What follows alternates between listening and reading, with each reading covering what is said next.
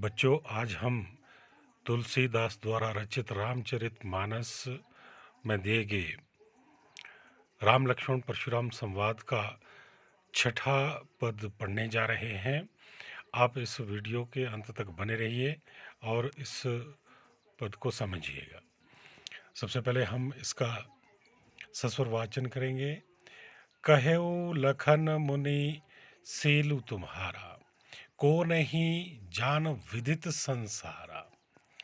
मात पितहि उरिन भय नीके, गुरु ऋण रहा सो चुबड़ जी के। सो जनु हमरे ही माथे काढ़ा, दिन चली गए ब्याज बड़ बाड़ा। अब आनिय व्यवहरिया बोली, तुरत देव में थैली खोली। सुनी कटु वचन कुठार सुधारा, हाय हाय सब सभा पुकारा। भृगुबर परसु दिखा बहु मोही, विप्र विचारि बचो नृप द्रोही। मिले न कबहु सुभट रण गाढ़े, द्विज देवता घर ही के बाड़े। अनुचित कही सब लोग पुकारे, रघुपति सै नहीं लखन निबारे। लखन उत्तर आहुति सरिस, भृगुवर को सुकृसानु। बढ़त देखी जल सम बचन, बोले रघुकुल भानु। अब इसका सरलार्थ कर लेते हैं। कहेऊ लखन मुनि सीलु तुम्हारा, को नहीं जानत विदित संसारा। लक्ष्मण जी कहते हैं परशुराम को कि हे परशुराम, आपके व्यवहार के बारे में कौन नहीं जानता, सभी जानते हैं। आपके व्यवहार में कौन नहीं जानता, अर्थात सभी तो जानते हैं। को नहीं जानत विदित संसारा, पूरे संसार में सबको पता है कि आपका व्यवहार किस तरह का है, आपका गुस्सा कैसा है, आपका व्यवहार कैसा है। वो सारी चीजें पूरे संसार को अच्छे से मालूम है। माता पिता ही उरिन भय नीके, गुरु ऋण रहा सोचू बड़ जी के। माता पिता के ऋण से आप मुक्त हो चुके, ये हम सबको मालूम है कि आपने माता पिता के ऋण से मुक्ति प्राप्त कर ली है। आप माता पिता के ऋण से अच्छी तरह से मुक्त हो गए। गुरु ऋण रहा सोचू बड़ जी के, अब आपके ऊपर मात्र गुरु का ऋण रहा, ये सोच सोच के आप चिंतित हो रहे हैं। ये सोच के आप अब चिंता में डूब गए हैं कि आपके ऊपर गुरु ऋण शेष बचा है। सो जनु हमरे ही माथे काढ़ा, अब वो जो ऋण रहा वो आप अब हमारे माथे मढ़ना चाहते हैं, हमारे मत्थे मढ़ना चाहते हैं। खुद आप उसको चुकता नहीं कर पा रहे तो आप उस ऋण को हमारे माथे मढ़ना चाह रहे हैं। दिन चली गए ब्याज बड़ बाड़ा, अब तो दिन भी बहुत हो गए। गुरु से आपने पता नहीं कब शिक्षा ली होगी, किस युग में ली होगी, तो अब वो दिन भी बहुत हो गए शिक्षा प्राप्त करके गुरु से। अब तो दिन काफ़ी होने के कारण ब्याज भी उसमें बहुत बढ़ गई होगी। ठीक है, अब गुरु के ऋण की जो ब्याज है, दिन चली गए, काफ़ी दिन हो गए, ब्याज बढ़ बाड़ा। अब ब्याज के साथ साथ वो उसका जो धनराशि है वो काफ़ी बढ़ गई होगी जो देनी है। अब आनिय व्यवहारिया बोली, तुरत देव में थैली खोली। अब ऐसा करिए, अब आपने जब हमारे मत्थे उसको मढ़ ही दिया है वो ऋण, तो अब आनिय व्यवहारिया बोली, अब किसी अच्छे व्यापारी को बुला करके लाइए, क्योंकि इतना हिसाब किताब करना है पीछे से लेकर।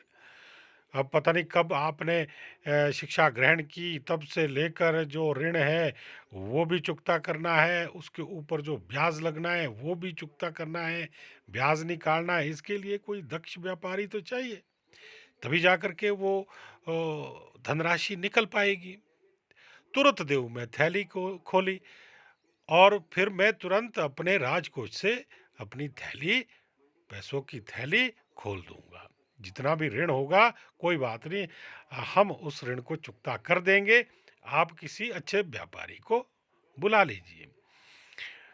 इस तरह का व्यंग्य कस रहे हैं लक्ष्मण, परशुराम को व्यंग्य कस रहे हैं कि जो गुरु ऋण की बात कर रहे हैं आप, उसके लिए हम तैयार हैं, हम दे देते हैं, हमारे पास पैसा बहुत है, धन बहुत है, राजकोष में बहुत सारा पैसा पड़ा हुआ है। अगर आपके ऊपर इतना ऋण चढ़ा हुआ है गुरु का, तो ज़्यादा सोच विचार करने वाली बात नहीं है। हमारे माथे अगर मरना चाहते तो हम राजकोष से उस ऋण को चुकता कर लेंगे, लेकिन किसी व्यापारी को ले आइए। सुनी कटु वचन कुठार सुधारा, हाय हाय सब सभा पुकारा। अब इस प्रकार के कड़वे वचनों को सुन करके फिर से परशुराम ने अपना कुल्हाड़ा सुधार दिया, मारने की स्थिति में वो आ गए। अपने कुल्हाड़े को अपने हाथ से सुधारते हुए वो अपने गुस्से का प्राकट्य कर रहे हैं, अपने अपने क्रोध को प्रकट कर रहे हैं। हाय हाय सब सभा पुकारा। अब जितने भी सभा में उपस्थित लोग थे, उन्होंने हाय हाय का स्वर करते हुए वो पुकारने लगे। भृगु बर परसु दिखावहि मोही, विप्र विचारी बचो नृपद्रोही। अब लक्ष्मण को भी अ, गुस्सा आ गया, वो भी अब वीर रस वाली पंक्तियां यहाँ पर पेश कर रहे हैं। भृगु वर परसु दिखावहि मोही, अरे भृगुपुत्र, तुम मुझे इस कुल्हाड़े को दिखा रहे हो। विप्र विचारी बचो नृपद्रोही, अरे नृपद्रोही अरे राजद्रोही, नृपद्रोही का मतलब राजद्रोही। विप्र विचारी बचो, अभी तक तुम यदि बचे हो तो ब्राह्मण समझ करके मैंने तुम्हें अभी तक मारा नहीं है, इसलिए बचे हो क्योंकि तुम ब्राह्मण हो। मिले न कबहु सुभट रणगाड़े, द्विज देवता घर ही के बाड़े। लगता है तुम्हें रणभूमि में अभी तक कोई कोई कोई अच्छा योद्धा नहीं मिला है। लगता है कि मिले ना कबहू सुभट रण गाढ़े, लगता है तुम्हें रणभूमि में कोई योग्य योद्धा नहीं मिला है, कोई सुभट रण गाढ़े, कोई अ, योद्धा, सक्षम योद्धा तुम्हें अभी तक रणभूमि में तुम्हारे सामने नहीं आया है, ऐसा लगता है। द्विज देवता घर ही के बाड़े, और मैं बता दूं तुम्हें कि द्विज ब्राह्मण और देवता घर के बाड़े में ही अच्छे लगते हैं, रणभूमि में उनका कोई काम नहीं है। अनुचित कही सब लोग पुकारे। अब जितने भी वहां पर लोग उपस्थित थे, उन्होंने कहा कि ये लक्ष्मण ने अनुचित कह दिया, ये ठीक नहीं कहा भाई। रघुपति सह नहीं लखन निवारे। अब रघुपति कौन, श्री रामचंद्र जी ने क्या किया, सह नहीं लखन निवारे, इशारों से ही लक्ष्मण को चुप करा दिया। सह नहीं लखन निवारे, इशारों से ही रामचंद्र जी ने लक्ष्मण को मना कर दिया कि बहुत बहुत हो गया, अब इसकी सेटिंग काफी कर दी तूने, अब शांत हो जाओ। लखन उत्तर आहुति सरस, भृगुकुल को सुकृसानो। अब इस सारे प्रसंग में, इस सारे संवाद में, जो ये लक्ष्मण और परशुराम का संवाद था, इसमें स्थिति ये थी कि लखन उतर आहुति समित सरस, भृगुकुल को सुकृसानु।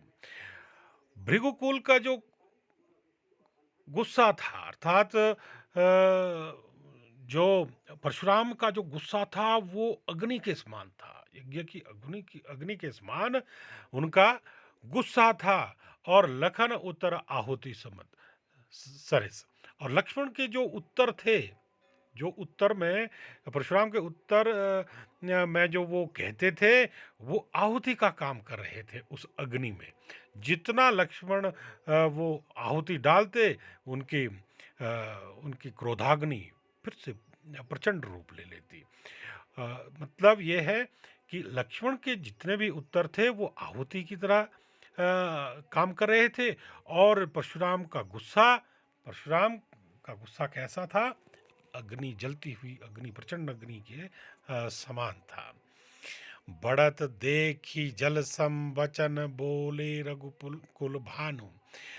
जब रघुकुल भानु, रघुकुल के सूर्य रामचंद्र जी ने ये विवाद बढ़ता हुआ देखा, लक्ष्मण और परशुराम का संवाद बढ़ता हुआ देखा कि अब झगड़ा काफी बढ़ गया है, तब क्या किया उन्होंने? जल सम वचन बोले रघुकुल भानु। रघुकुल के सूर्य रामचंद्र जी ने फिर जल के समान शीतल वचन बोले। अब रामचंद्र जी बोलने लगे, बड़ी शीतल वाणी में बोलने लगे, जिससे सारा सारा थम गया और झगड़ा आगे होने से बच गया, सारी समस्या सुलझ गई। तो इस प्रकार बच्चों, हमने ये जो राम लक्ष्मण परशुराम संवाद था, इसके 6 पद यहाँ पर बारी बारी से इसके वीडियोस किए हैं। तो हर पद का अलग वीडियो है। आप यदि इसको पूरी तरह से समझना चाहते हैं तो एक ही बार में पांचों वीडियो देख लीजिएगा, क्रमवार देख लीजिएगा। आपको अवश्य बहुत आनंद आएगा। बहुत इंटरेस्टिंग है ये। हमारे रामायण से जुड़ा हुआ प्रसंग है। तो जो रामचंद्र जी हमारे आराध्य हैं, हम सभी के आराध्य हैं। तो आप सभी के इंटरेस्ट की चीज़ है, आप सभी की रुचि की चीज़ है। आपको इसमें अवश्य ही आनंद आएगा। आप इसको पूरी तरह से पहले पद से लेकर छठे पद तक तरतीब से इसको सुनिएगा, समझिएगा, और किस प्रकार उनके बीच में संवाद होता है। लक्ष्मण का किस प्रकार वो आवेश में आ जाते हैं, राम किस प्रकार से कहते हैं, और परशुराम किस प्रकार प्रचंड होकर के वहाँ पर उपस्थित होते हैं, और लक्ष्मण के साथ किस तरह से उनकी बहस होती है, और लक्ष्मण किस तरह से उनको उकसाते हैं। तो ये सारी चीज़ें आपको इसमें सुनने को मिलेगी। तो इसका अवश्य आनंद लीजिए।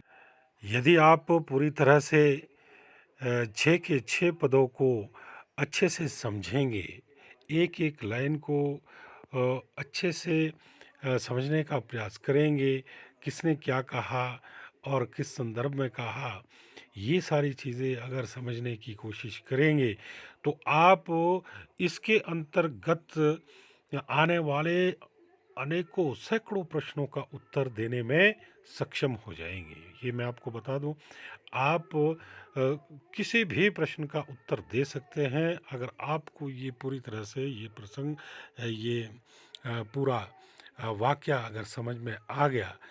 राम परशुराम और लक्ष्मण का जो संवाद है, ये अगर पूरी तरह से क्रम बार आपकी समझ में आ गया तो आप किसी भी प्रश्न का उत्तर दे सकते हैं, भावार्थ दे सकते हैं, प्रसंग दे सकते हैं।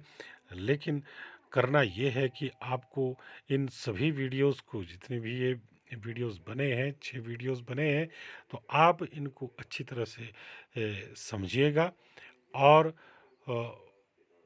प्रश्नों का उत्तर देने का प्रयास करिएगा।